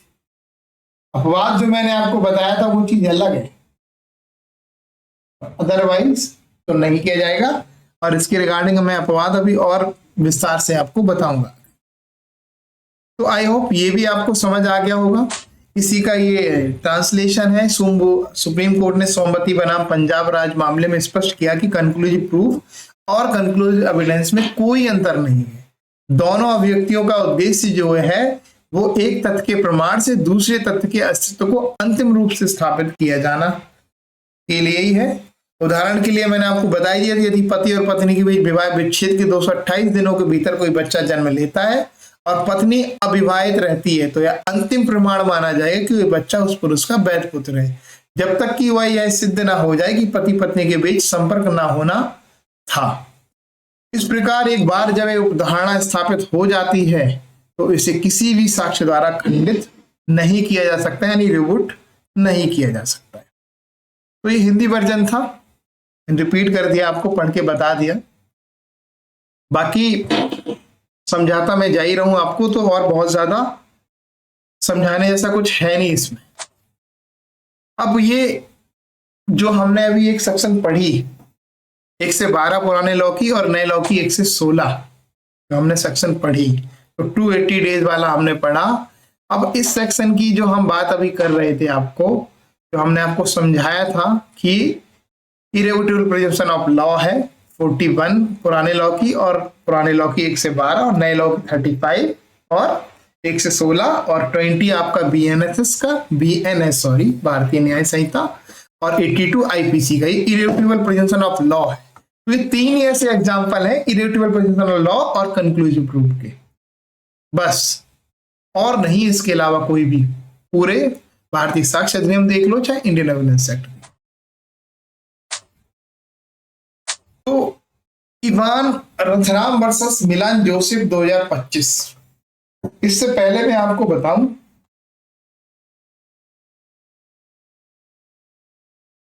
कि कांति देवी वाला आप जजमेंट पढ़ो। तो कांति देवी वर्सेस पोशी राम 2001 में ये जजमेंट आई थी, इसको पहले पढ़ते हैं, ठीक है। ये इंपॉर्टेंट किसके लिए है? जो 116 मैंने भारतीय साक्ष्य अधिनियम 2023 पढ़ाई और 112 जो इरेवोटेबल प्रिजम्पशन, तो इसको लेके हाई कोर्ट ने इसमें एविडेंस के लिए परमिट कर दिया था कि आप डीएनए जैसी टेक्नोलॉजी आ गई है, साइंस आ गई है, तो रेलिवेंस हो नहीं जाता, उससे पता किया जा सकता है कि ये बेटा किसका है। भाई कई लोग कहते हैं डाइवोर्स के बाद उसको बच्चा हो रहा है, कह रहे मेरा थोड़ा है। तो ये क्वेश्चन जब आया तो the supreme court case refuse to allow to a DNA test to rebut the presumption under section 1 से 12। तो 1 से 16 हमारे नए लॉ का था, 1 से 12 पुराने लॉ का था। तो सुप्रीम कोर्ट ने यहां मना कर दिया डीएनए टेस्ट के लिए, और साथ में बता दिया कि that no other evidence beside non access is permissible. और तो आपको सिर्फ और सिर्फ अगर इसको करना है तो केवल नॉन एक्सेसेबल आप दिखा दो तो ही बच पाओगे, तो ही इसके अगेंस्ट प्रिजम्पशन ये कंक्लूसिव प्रूफ नहीं माना जाएगा, अदरवाइज तो वो कंक्लूसिव प्रूफ है, प्रिजम्पशन रेज है। अब इसके बाद एक 2009 का केस है Shyamlal versus Kuldeep, Shyamlal alias Kuldeep versus Sanjay Kumar and other 2009 का है। The Delhi high court retreated that the presumption under section 1 से 12 नए लॉ का 1 से 16 is a conclusive presumption of law। ये क्या है? conclusive presumption of law है and can only be displaced by proof of non access। तो यह हाई कोर्ट ने भी इसको रिपीट करा, और ये क्या है? क्या है ये? कंक्लूसिव प्रिजम्पशन ऑफ लॉ है, तो इसे आप डीएनए या कोई और टेस्ट के द्वारा नहीं कर सकते, सिर्फ नॉन एक्सेस ही दिखा सकते हो, वही आपके पास ऑप्शन है और इसके अलावा कोई नहीं है। अब जो latest judgement Ivan Rathinam versus Milan Joseph 2025, the supreme Court affirm that a child born during a valid marriage is considered legitimate unless non-access is proven. तो सुप्रीम कोर्ट ने यहाँ पे अफर्म कर दिया, क्लियर कर दिया कि जो चाइल्ड बॉर्न हुआ है during a valid marriage is consider legitimate unless non access. तो अगर नॉन एक्सेस नहीं है, ठीक है, अनलेस नॉन एक्सेस नहीं है तो वो लेजिटिमेट चाइल्ड ही होगा और इसको प्रूव माना जाएगा। और साथ ही इन्होंने ओवरटर्न कर दिया उस हाई कोर्ट के ऑर्डर को that allow a paternity inquiry based on alleged adultery. इसमें बेसिकली था क्या कि हस्बैंड को वाइफ के ऊपर डाउट था कि किसी के साथ एडल्ट्री में है, तो हाई कोर्ट ने इसमें अलाउ कर दिया था इंक्वायरी के रिगार्डिंग, एडल्ट्री के रिगार्डिंग, कि उसके बाद पता कर लेंगे बच्चा किसका है। तो सुप्रीम कोर्ट ने इसको भी क्या कर दिया, ओवरटर्न कर दिया और कंफर्म कर दिया कि जो चाइल्ड है वो लेजिटिमेट चाइल्ड ही होगा। कंक्लूसिव जो प्रिजम्पशन ऑफ लॉ है यहाँ पे। सो इसको अगर आपको रिवर्ट करना है तो केवल एक ही है, नॉन एक्सेस आप बता दो तो हम प्रिजम करेंगे ही नहीं। अब यहाँ पे ये समझने वाली बात है कि कोई प्रिजम्पशन जो है वो कोर्ट नॉन एक्सेस के बाद ही प्रिजम्पशन लेगा। एक बार देखेगा नॉन एक्सेस अगर नहीं है तो प्रिजम्पशन ली ही नहीं जाएगी। नॉन एक्सेस के बाद एक बार प्रिजम्पशन ले ली देन वो कंक्लूसिव, तो इरेविटेबल प्रिजम्पशन इसलिए से कहा। ठीक है, ये बारीक सा अंतर था और इसको समझने की जरूरत है। बाकी ये इसी का एग्जांपल जो जजमेंट अभी मैंने पढ़ाई है, तीनों कांति देवी होगी, श्यामलाल हो गया और इवान रथीनम हो गया। इसमें वही वाली बात है जो मैंने बताई, सर्वोच्च न्यायालय ने पुष्टि की कि वैध विवाह के दौरान जन्मा बच्चा वैध माना जाएगा जब तक कि सहवास ना होना यानी नॉन एक्सेस सिद्ध ना हो जाए। न्यायालय ने उच्च न्यायालय के उस आदेश को भी रद्द कर दिया जिसने कथित व्यभिचार के आधार पर पितृत्व जांच की अनुमति दी थी। कांति देवी में यह बताया सर्वोच्च न्यायालय ने कि डीएनए परीक्षण की अनुमति देने से इनकार किया गया है और यह कहते हुए कि धारा 112 के अंतर्गत केवल सहवास ना होना का प्रमाण ही स्वीकार है, अन्य कोई साक्ष्य मान्य नहीं है। श्यामलाल और कुलदीप करके था, इसमें दिल्ली उच्च न्यायालय ने दोहराया कि 112 के अंतर्गत जो वैधता की धारणा है वो अंतिम है, निश्चायक है और इसे केवल सहवास ना होने के प्रमाण से खंडित किया जा सकता है, अदरवाइज नहीं किया जा सकता है। तो ये हिंदी वर्जन था। There are two instance of such presumption under the Bharatiya साक्ष्य Adhiniyam which is provided under section 35 और 116। तो भारतीय साक्ष्य अधिनियम के अंतर्गत हम बताएं तो प्रिजम्पशंस दो तरह की हैं, एक तो 35 में देखने को मिलती है हमें और 116 के अंदर देखने को मिलती है। और पुराने लॉ में 41 and 112. Even if the fact is conclusively proved, it can still be refuted. ये मैंने बताया था आपको एक्सेप्शन। यहां पे कई लोग कंफ्यूज होते हैं, बहुत सारे लोग कंफ्यूज होते हैं कि ये तो इरिव्यूटेबल होती है, इसको तो रिवर्ट कर देते हैं, तो फिर कहां से हुआ? 35 में जो लिखा कंक्लूसिव वो तो रिवर्ट कर देते हैं, तो रिवर्ट कब कर देते हैं वो समझो। However, even if the fact is conclusively proved, it can still be refuted on the ground of fraud practice upon the court. For instance, Section 38, Old Law का Section 44 of the Bharatiya Sakshya Adhiniyam provides that the party is allowed to show that the judgment relevant under Section 35 और उसकी corresponding Section 41 is as proved by the adverse party was obtained by fraud or तो इसमें जो section जो है 35 उसमें यही बताया गया कि आपने वो जो है वो फ्रॉड करके ले ली है किसी तरीके से कोर्ट से वो जजमेंट। तो इस तरह का कोई 35 में तो वो कंक्लूसिव प्रूफ है अगर देखा जाए 35 के अकॉर्डिंग, तो ऐसी जजमेंट को आप क्या कर सकते हो इसके लिए एविडेंस देके इसको रिवर्ट करा सकते हो। तो ये एक्सेप्शंस मान लो आप इसको। बाकी बेस्ट एग्जांपल इसका 20 है जो बीएनएस का है और 82 आईपीसी का है जो रिवर्ट कभी नहीं होता है, वो कंक्लूसिव प्रूफ का है। भारतीय साक्ष्य अधिनियम के अंतर्गत ऐसी उपधारणा के दो उदाहरण है, 35 हो गया और 116 हो गया। हालांकि यदि कोई तथ्य अंतिम रूप से सिद्ध भी हो जाए तब भी उसे अदालत के साथ किए गए धोखे के आधार पर खंडित किया जा सकता है। मान लो जो चीज है वो कोर्ट के साथ ही फ्रॉड किया गया था, उदाहरण के लिए धारा 38 देख लो आप, भारतीय साक्ष्य यह प्रावधान करती है यदि विरोधी पक्ष द्वारा प्रस्तुत कोई निर्णय धारा 35 के अंतर्गत प्रासंगिक हो तो यह दिखाया जा सकता है कि वह निर्णय धोखे या मिलीभगत से प्राप्त किया गया है। तो आई होप आपको समझ आ गया होगा यहाँ पे।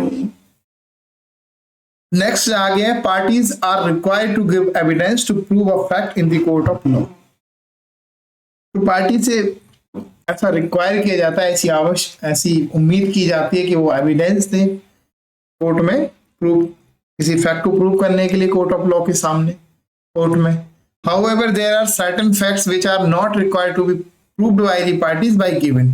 कुछ ऐसे तथ्य भी होते हैं जिनको प्रूव करने के लिए आपको एविडेंस देने की जरूरत नहीं है, उस फैक्ट को प्रूव करने के लिए आपको एविडेंस देने की जरूरत नहीं है। अब वो कौन से होते हैं? देयर आर, जैसे कि एक ये हो गया, when the court takes judicial notice of a fact under section 51। अब कुछ चीजें ऐसी होती हैं जिनके ऊपर कोर्ट जुडिशियल नोटिस ले लेता है 51 के अंतर्गत। अब जुडिशियल नोटिस ले जो किन किन चीजों के ऊपर ले सकता है 52 में बताया गया है। अब वो क्या बताया गया है कि मान लो कोई इंडिया का लॉ है, अब उसके लिए आप एविडेंस थोड़ा मांगोगे, या कोई ऐसी चीज है जैसे इंडिया की कैपिटल दिल्ली है या उत्तर प्रदेश की कैपिटल लखनऊ है, तो ये सर्वविदित है, सूरज पूर्व से निकलता है, सर्वविदित है। तो ये जुडिशियल नोटिस लेवल वाली चीजें हैं। कोई इमारत है वो वहीं पे है, अब उसके रिगार्डिंग बोले कि इसके रिगार्डिंग एविडेंस प्रूव करो। तो कुछ चीजें हैं जो जुडिशियल नोटिस जिनके ऊपर लिया जा सकता है। इसकी रिगार्डिंग भी मैंने जब आपको 51 पढ़ाई थी तो बहुत डिटेल में पढ़ाई हुई है। आप बाकी चीज और वहां से समझ लेते हो, मैं आपको सिर्फ यहाँ पे ट्रिक्स बता दिया आपको थोड़ा सा। 56 जो हमारे पुराने लॉ की ये सेक्शन थी, इंडियन एविडेंस एक्ट 1872 की, आप मेरी प्लेलिस्ट में जाएंगे तो वहां पे सेक्शन 51 नए लॉ का खोल के देखेंगे, वहां पे आपको जुडिशियल नोटिस किस किस का लिया जा सकता है 52 को आप पढ़ेंगे तो एक पूरी मैंने लिस्ट दी हुई है कि कोई ट्रीटी है फॉरेन के साथ, वो कोई डॉक्यूमेंट है, कोई एक्ट हो गया इंडिया का, या कोई और चीज हो गई कोई डॉक्यूमेंट, उनके ऊपर लिया जा सकता है। ऐसे ही जो सेक्शन 53 है हमारी इंडियन एविडेंस एक्ट, सॉरी भारतीय साक्ष्य अधिनियम 2023 की, और 58 है इंडियन एविडेंस एक्ट 1872 की। When a fact is admitted before the court under section so and so। अब कोई फैक्ट है आपने कोर्ट में एडमिट कर लिया है, कोर्ट के सामने एडमिट कर लिया, उसके लिए एविडेंस थोड़ा दिया जाएगा। मान के चलो मैंने ये कहा कि मेरे आपके ऊपर इतने पैसे निकलते हैं, आपने कोर्ट में एडिट में कर लिया कि हाँ जी आप कितने निकलते हैं, या आपने कहा इतने नहीं इतने निकलते हैं, जितने आपने कहा निकलते हैं अब वो तो एडमिट हो गया ना कोर्ट के सामने, तो अब उसके लिए एविडेंस तो नहीं देना होगा। तो कुछ ऐसे भी फैक्ट होते हैं जिनको प्रूव करने के लिए एविडेंस नहीं देने होते। तो ये सिचुएशन थी और ये इरेवोटेबल होती है, ये भी ठीक है, इनको भी आप रिवर्ट नहीं कर सकते, एक बार आ गया तो ये प्रूव है। ठीक है, ये इसी का हिंदी है। अब जो सेक्शन हमने पढ़नी थी वो अब सेक्शन आ गई है। तो प्रिजम्पशंस के बारे में जो हमने समझना था कंप्लीट, जो प्रिजम्पशंस के बारे में हमने आज के लेक्चर में समझना था वो हमने समझ लिया कि प्रिजम्पशन होती क्या है, डेफिनेशन उसकी क्या है, उसके प्रकार क्या है, प्रिजम्पशंस इरेवोटेबल प्रिजम्पशन क्या है, रेवोटेबल प्रिजम्पशन क्या है, प्रिजम्पशन ऑफ लॉ क्या है, प्रिजम्पशन ऑफ फैक्ट क्या है, कंक्लूसिव प्रूफ क्या है, इन सारी चीजों को हमने डिस्कस कर लिया। पी के पॉइंट ऑफ व्यू से क्या इंपॉर्टेंट है वो बता दिया मैंने आपको, और जो मैंने इनिशियल आपको जो क्वेश्चन जो दिए थे वो एक एक करके क्वेश्चन मैंने आपके साथ डिस्कस कर लिए।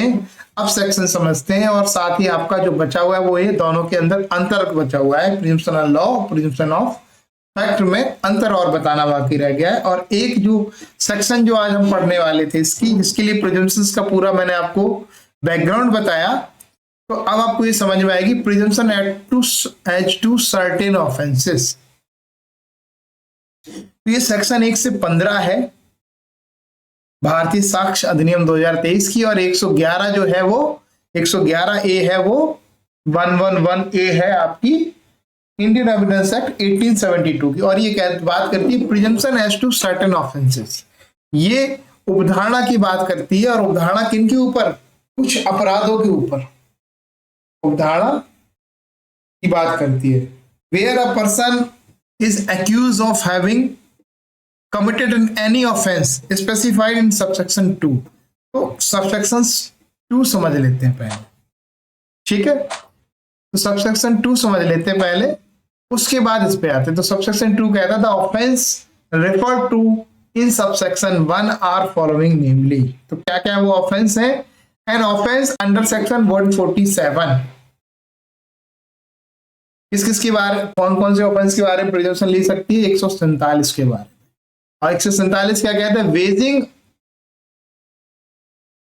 Of war against government of India. अगर कोई क्या कर रहा है, वॉर कर रहा है against the government of India, या अटेम्प्ट कर रहा है, किसके अटेम्प्ट कर रहा है? वॉर करने का गवर्नमेंट ऑफ इंडिया के अगेंस्ट, या अबेटिंग कर रहा है, waging of war against government of India. दूसरा कॉन्स्पिरेंसी कर रहा है to commit offence punishable by section 147, यानी ऊपर जो waging war against government of India मैंने बताई, इसके रिगार्डिंग वो कॉन्स्पिरेंसी कर रहा है। या वो 149 सेक्शन एक और है, collecting arms etc with intention of waging war against government of India. वो क्या कर रहा है? आर्म्स वगैरह है उनको कलेक्ट कर रहा है, उनको इकट्ठा कर रहा है, या और बारूद कर रहा है इकट्ठा, या कुछ और एक्सप्लोसिव है उनको कर रहा है इकट्ठा, विद इंटेंशन के साथ कर रहा है of waging of war against government of India, ठीक है। एक सेक्शन और है 150, concealing with intent to facilitate design to wage war of the Bharatiya Nyaya संहिता 2023। तो ये भारतीय न्याय संहिता 2023 की सेक्शंस हैं। इन सेक्शन के अंतर्गत अगर कोई आदमी ऐसा कर रहा है, अब वो कहाँ कर रहा है, वो सब सेक्शन 1 में बताया गया। अब इसके बाद में सब सेक्शन 1 पढ़ूंगा, अभी इसके 2 के सब क्लॉज कर देते हैं कि ये प्रिजम्पशन आपके अगेंस्ट ली जाएगी। दूसरी जो बी में प्रिजम्पशन ली जाएगी, कॉन्स्पिरेंसी, क्रिमिनल कॉन्स्पिरेंसी और अटेम्प्ट टू कमिट और abetment of an offence under section 149 और सेक्शन 150। अब 149 और 150 मैंने आपको बताया, कलेक्टिंग आर्म्स और concealing with intent to facilitate design to wage war. इसके रिगार्डिंग वो क्रिमिनल कॉन्स्पिरेंसी करता है, या अटेम्प्ट करता है, या अबेटमेंट करता है, तो उसके ऊपर क्या प्रिजम्पशंस ली जाएगी। अब कहां पे ये करता है? जब ऐसी प्रिजम्पशंस ली जाएगी तो वो कहां पे करता है? एनी एरिया, कोई ऐसा एरिया जो declare to be a disturbed area under any enactment for the timing in force. तो कोई भी ऐसा एरिया है जहां पे आदमी गवर्नमेंट के अगेंस्ट वार करने का प्लानिंग कर रहा है, कॉन्स्पिरेंसी कर रहा है, अटेम्प्ट कर रहा है ना, जो 149, 140, 150, 147, 148, 149, 150, इस तरह का कोई आदमी अगर ऐसी जगह है जिसे डिस्टर्ब एरिया डिक्लेयर कराएगा, किसके द्वारा? किसी ऐसे एक्ट के द्वारा जो फोर्स में है, making provision for the suppression of disorder and restoration. तो उस जगह को क्या करने के लिए, उस जगह को रिस्टोर करने के, रेस्टोरेशन करने के, सुपरेशन ऑफ डिसऑर्डर, उस जगह को सही करने के लिए, and maintenance of public order, जो पब्लिक के रिगार्डिंग जो रख रखा हुआ है उस चीज को सही करने के लिए ऐसी जगह पे कोई आदमी इस तरह का ऑफेंस करता है कि against the government of India है, waging war against the government of India है, तो उसके अगेंस्ट प्रिजम्पशंस आएगी। और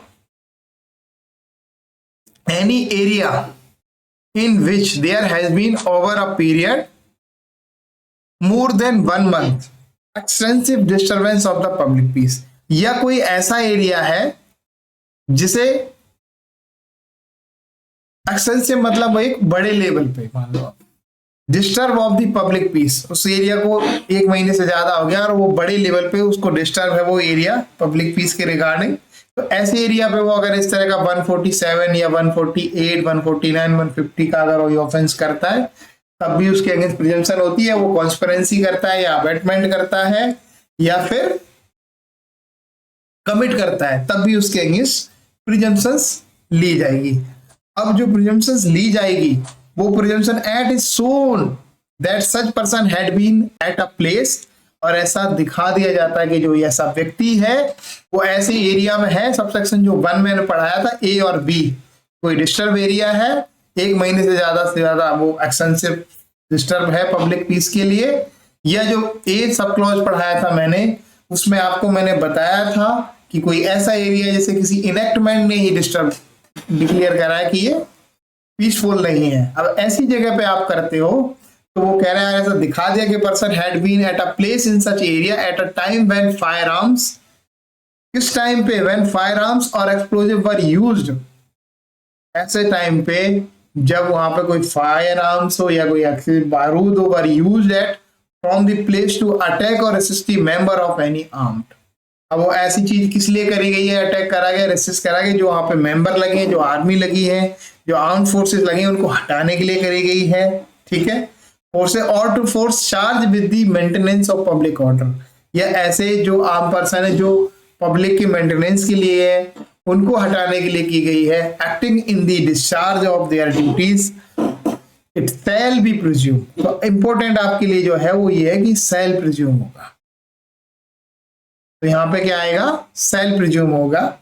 इस चीज को आप याद रखना है। किसी, अब इसका ये हिंदी दे गया और ये दर्शाया गया हो कि वह व्यक्ति उस क्षेत्र के किसी ऐसे स्थान पर उस समय पर स्थित था जब वहां से या उस स्थान पर अग्निशास्त्रों, विस्फोटकों का उपयोग करके किसी सशस्त्र बल के सदस्य या सार्वजनिक व्यवस्था बनाए रखने के लिए नियुक्त बलों पर हमला किया गया हो या उनका प्रतिरोध किया गया ना, रोका गया हो, रेसिस्ट किया गया हो, तो यह उदाहरण लगाया जाएगा जब तक इसके विपरीत सिद्ध ना हो जाए। ठीक है, तो ये उदाहरण किसके अगेंस्ट आएगी, अगर ऐसा कोई करता है तो क्या उदाहरण आएगी कि उसने 147, 148, 149, 150 के अंतर्गत ऑफेंस किया, waging war against the government of India किया है और उसके अगेंस्ट ऐसी प्रिजम्पशंस होगी और सेल्फ प्रिजम्पशंस है, तो एविडेंस आपको ही देना है और रिपोर्ट करना है। पर यहाँ डिस्कशन नहीं है कोई भी कोर्ट की, जज साहब की कोई भी डिस्कशन नहीं है, इसीलिए मैंने प्रिजम्पशंस के बारे में आपको सारी चीज आज पढ़ा दी थी। ये चीज ऑलरेडी हमने पढ़ ली है। अब जो हमें समझना है वो अंतर समझना है, प्रिजम्पशन ऑफ फैक्ट और प्रिजम्पशन ऑफ लॉ, यानी तथ्य की अवधारणा और विधि की अवधारणा। तो पहले समझते हैं तथ्य की अवधारणा। Presumption of fact is based on logic, human experience and the law of nature. तो जो तथ्य की अवधारणा होती है वो ह्यूमन लॉजिक के बेस पर आधारित होती है, ह्यूमन एक्सपीरियंस पे आधारित होती है, लॉजिक पे आधारित होती है, मतलब प्रोबेबिलिटी के ऊपर आधारित होती है, और जो हमारे नेचर के नियम हैं उनके ऊपर आधारित। जबकि अगर बात करूं मैं प्रिजम्पशन ऑफ लॉ की, तो presumption of law is based on the provision of law. जबकि प्रिजम्पशन ऑफ लॉ बात करें, विधि की अवधारणा की बात करें, तो ये किसमें के ऊपर बेस होती है, लॉजिक के ऊपर बेस नहीं करती है।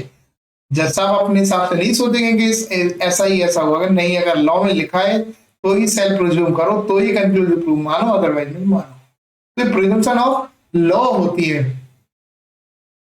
ठीक है, दूसरा अंतर, एक अंतर हो गया ये। अब दूसरा अंतर समझ लेते हैं। Presumption of fact is always रिवोटेबल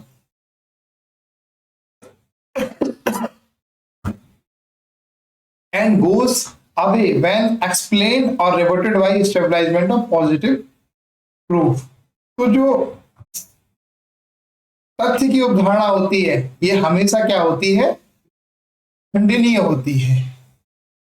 ठीक है, और अगर बात वही करें प्रिजम्पशन ऑफ लॉ की, तो presumption of law is conclusive unless rebutted as provided under rule giving rise to presumption.